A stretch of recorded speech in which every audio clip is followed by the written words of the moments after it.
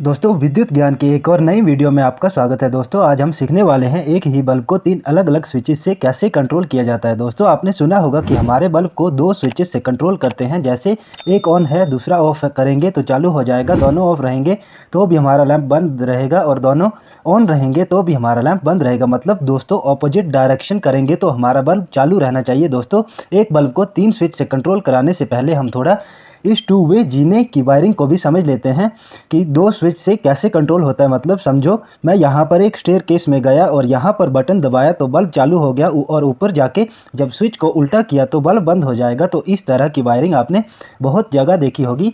इस वीडियो में हम सीखेंगे कि तीन स्विच से कैसे कंट्रोल होता है एक लैंप। मान के चलिए हमारे तीन कमरे हैं और बाहर एक इमरजेंसी लैंप लगाना है। आपको चाहिए कि आप तीनों कमरों के अंदर से इस लैंप को कभी भी ऑन या ऑफ करना है। मतलब रूम नंबर 1 में बटन दबाया ऑन हो गया तो आप रूम नंबर 3 से या रूम नंबर 2 से भी इसको बंद या चालू कर सकते हैं। इसको समझने से पहले हम दो स्विच से एक बल्ब कंट्रोल की जो बेसिक है इसको समझ लेते हैं। तो सबसे पहले ये हमारे ड्यूल स्विच क्या होता है, इसे हम थ्री वे स्विच भी कहते हैं। तो इस स्विच में आपको ऐसे 3 पॉइंट मिलेंगे, क्योंकि दोस्तों आपको पता है कि स्टेयर की वायरिंग में हमेशा थ्री वे स्विचेस का यूज़ होता है। तो इसके पीछे 3 टर्मिनल होते हैं।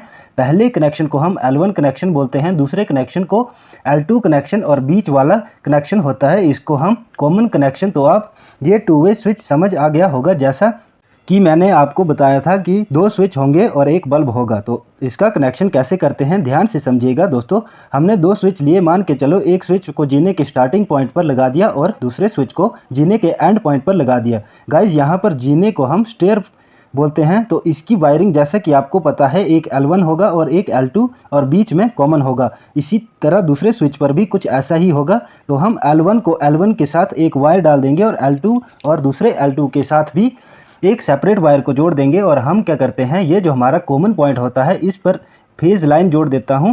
समझ लो ये हमने कॉमन 1 पर फेज को जोड़ दिया। तो अभी हम जो हमारा ये कॉमन पॉइंट 2 है, यहां से एक वायर मतलब फेज वायर को बल्ब के साथ जोड़ दूंगा। मतलब कॉमन 2 से लाइव वायर सीधे लैंप में जोड़ दूंगा और न्यूट्रल तो आपको पता है सीधे मैं लैंप के दूसरे टर्मिनल को डायरेक्ट जोड़ दूंगा। तो दोस्तों ये जो आपके सामने अभी वायरिंग है ये हमारी complete two way wiring connection है। दोस्तों अब आपको टू वे स्विच की वायरिंग समझ आ गई होगी, काफ़ी सिंपल है और काफ़ी आसान है।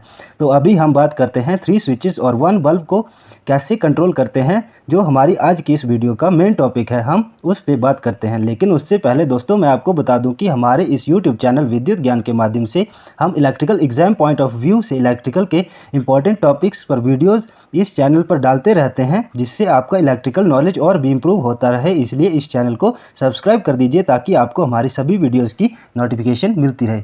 तो दोस्तों अभी हम सीखते हैं कि कैसे तीन स्विचेस से एक लैंप को कंट्रोल किया जाता है, तीन अलग अलग स्विचेस से। इसको आप खुद भी प्रैक्टिकल कर सकते हैं, तो इसको डिटेल से समझते हैं। तो सबसे पहले हमें क्या क्या चाहिए इस 3-in-1 कंट्रोल के लिए। तो हमें एक स्पेशल स्विच इंटरमीडिएट स्विच लेना होगा, ये मार्केट में आसानी से नहीं मिलता है। हमें यहाँ एक इंटरमीडिएट स्विच और दो चाहिए टू वे स्विचेस। दोस्तों ये हमारा इंटरमीडिएट स्विच पीछे से कैसा दिखता है, तो आपने देखा था कि टू वे स्विचेस में L1 और L2 और एक कॉमन पॉइंट था। तो इंटरमीडिएट स्विच में हमारे 4 टर्मिनल होते हैं कुछ इस प्रकार से, ये L1 L2 L3 और L4 मतलब 4 कनेक्शन होते हैं। दोस्तों ये इंटरमीडिएट स्विच थोड़ा सा महंगा होता है पर इसके फायदे भी तो ज़्यादा होते हैं। दोस्तों वीडियो अच्छी लगे तो वीडियो को लाइक एंड शेयर जरूर कर दीजिएगा अपने दोस्तों के साथ।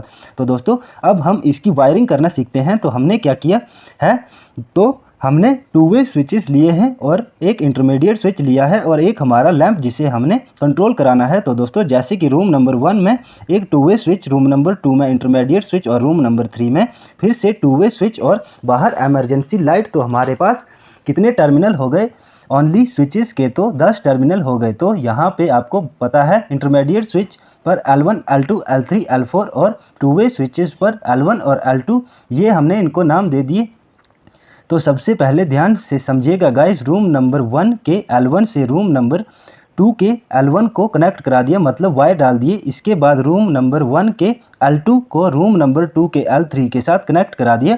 फिर दोस्तों अब हमारे पास रूम नंबर 3 का जो L2 है इसको हमने रूम नंबर 2 के L4 के साथ जोड़ दिया और रूम नंबर 3 के L1 को रूम नंबर 2 के L2 के साथ कनेक्ट करा दिया। इतना कनेक्शन आपको समझ में आ गया। इसके हम एक ही बल्ब को कनेक्ट कराने वाले हैं। तो अभी हम लाइव वायर मतलब फेज वायर का कनेक्शन करते हैं। रूम नंबर 1 के कॉमन पॉइंट पर यहाँ पर हम मेन फेस दे देंगे और जो हमें बल्ब का फेस देना है वो हम रूम नंबर 3 के कॉमन पॉइंट से बल्ब में फेस दे देंगे और बल्ब को न्यूट्रल वायर से जोड़ दिया।